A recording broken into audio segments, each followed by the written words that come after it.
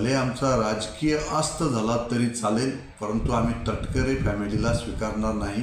माझ्यावरती ज्या वेळेला निराधार पद्धतीचे आरोप काही राजकीय हेतू पदरामध्ये पडण्यासाठी केले गेले गेल्या 20 वर्षात, त्यांचं नंतर राजकारणामध्ये काय झालं ते सर्वांनी पाहिलेलं आहे। लोकसभेच्या पराजयाच्या नंतर हताश निराश झालेली सगळी मंडळी आता वेगवेगळ्या पैच्या हे सगळं करण्याचा प्रयत्न करतायत। अशा वेळेला अशा काही घटना ज्या घडतात टायर वगैरे जाळण्याच्या, त्याच्यामुळे त्यांना संधी मिळते। आणि मग पुन्हा एकदा आम्हाला पूर्ण कल्पना होती की भरत शेठ यांना मंत्री करतीलच आणि भरत शेठ यांना कॅबिनेट मंत्री सुद्धा केलं। ठीक आहे, खातं कोणतं दिलं काय दिलं त्याबद्दल आम्ही आज काय बोलणार नाही, परंतु भरत शेठना कॅबिनेट मंत्री केल्यानंतर आमची सगळ्यांची एकच मागणी होती की जो काय आघाडी सरकारच्या काळामध्ये उद्धव साहेबांनी चुकीचा निर्णय 3 आमदार शिवसेनेचे असताना घेतलेला होता आणि त्या निर्णयाच्या विरुद्धच आम्ही या उठावाला पाठिंबा दिला आणि जे काही रायगडमध्ये परिवर्तन झालं ते तो निर्णय उद्धव साहेबांनी चुकीचा घेतलेला होता म्हणून झालेलं होतं। आणि मग आज पुन्हा एकदा राज्यामध्ये बहुमताने आपलं सरकार या ठिकाणी आलेलं आहे। भरत शेठ मंत्री झालेले आहे, मग भरत शेठ झाल्यानंतर भरत शेठनाच पालकमंत्री करावं ही सगळ्यांचीच रायगडकरांची इच्छा होती। भारतीय जनता पार्टीचे 3 आमदार, आम्ही 3 आमदार, 6च्या 6 आमदार आम्ही देवेंद्रजींना सुद्धा मुख्यमंत्र्यांना भेटलो, त्याच्यानंतर उपमुख्यमंत्री शिंदेसाहेबांना जाऊन भेटलो आणि त्यांना आम्ही सांगितलं की बाबा आम्ही एकमताने सांगतोय की भरत शेठ यांना रायगडचे पालकमंत्री करा। आणि दोन्ही नेत्यांनी आम्हाला त्या ठिकाणी शब्द दिलेला होता की भरत शेठ यांना पालकमंत्री आम्ही करू म्हणून। आणि मग त्यानंतर आम्ही निश्चिंतपणे राहिलेलो होतो आणि म्हणून आम्ही काय सातत्याने त्याचा पाठपुरावा करण्याची काय आवश्यकता नव्हती, कारण हा मागचा झालेला इतिहास हा सगळ्या वरिष्ठांसमोर दोन्ही नेत्यांसह भारतीय जनता पार्टी आणि शिवसेनेच्या शिंदेसाहेबांसमोर सुद्धा आहे। आणि मागील तर आपण पाहिलं की जरी भरत शेठ मंत्री नव्हते पण तरीसुद्धा त्यावेळेस रायगडचं पालकमंत्रीपद शिवसेनेकडेच होतं, उदयजी सामंतांकडे, त्यामुळे ते शिवसेनेकडेच पालकमंत्रीपद होतं आणि म्हणून आता ते पुन्हा एकदा शिवसेनेकडे राहावं हीच आमची मागणी होती। आणि तरीसुद्धा अशा पद्धतीने एक सीट असणारे पालकमंत्री त्या ठिकाणी राष्ट्रवादीला देण्यात आलं आणि या गोष्टीचा तीव्र पडसाद संपूर्ण रायगड जिल्ह्यामध्ये सगळ्याच मतदारसंघामध्ये सगळ्या शिवसैनिकांमध्ये प्रचंड नाराजीचा सूर त्या ठिकाणी आपल्याला कालपासून आज पाहायला मिळाला। रात्रीपासूनच प्रचंड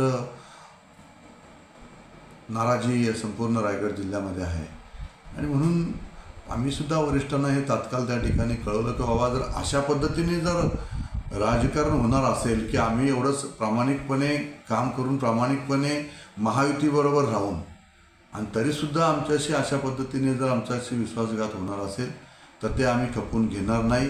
भले आमचा राजकीय अस्त झाला तरी चालेल, परंतु आम्ही तटकरे फॅमिलीला स्वीकारणार नाही हे जाहीरपणे आम्ही त्या ठिकाणी आज दिवसभरात आम्ही सांगतो। आम्ही भरत शेठना सुद्धा आणि वरिष्ठांना सुद्धा तशा पद्धतीने कळवलेलं होतं आणि म्हणून आज जो काय आता निर्णय स्थगितीचा झालेला आहे तो वरिष्ठांचा आम्ही या ठिकाणी स्वागतच करतो की आपण योग्य तो निर्णय या ठिकाणी घेतलेला आहे, कारण आम्ही प्रामाणिकपणे या उठावाबरोबर आम्ही राहिलेलो होतो आणि आज महायुतीबरोबर प्रामाणिकपणे राहिलेलो आहोत। आणि आता तुम्ही विधानसभेची निवडणूक आपण साऱ्यांनी पाहिलेली की या निवडणुकीमध्ये 3ही आमदारांना कशा पद्धतीने पाडण्याचा प्रयत्न त्या ठिकाणी करण्यात आला, महायुती असताना सुद्धा महायुतीतल्या घटक पक्षातील नेत्यांनी केलेला प्रकार होता आणि म्हणून मग हा असंतोष तो राहणारच।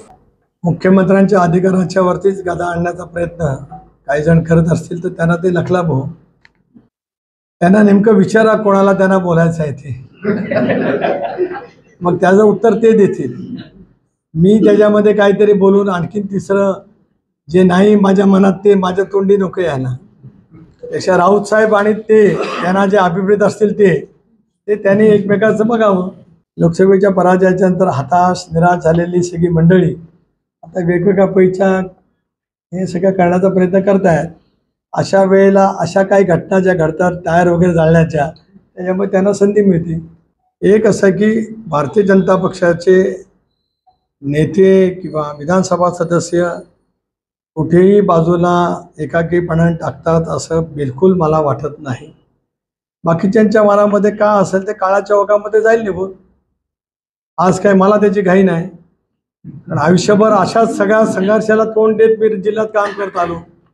माझ्यासाठी काही फार नवीन अशातला का भाग नाही. फक्त माझ्यावरती ज्या ज्या वेळेला निराधार पद्धतीचे आरोप काही राजकीय हेतू पदरामध्ये पडण्यासाठी केले गेले गेल्या 20 वर्षात, त्यांचं नंतर राजकारणामध्ये काय झालं ते सर्वांनी पाहिलेलं आहे. तुम्ही पाहत आहात विस्टा न्यूज मराठी.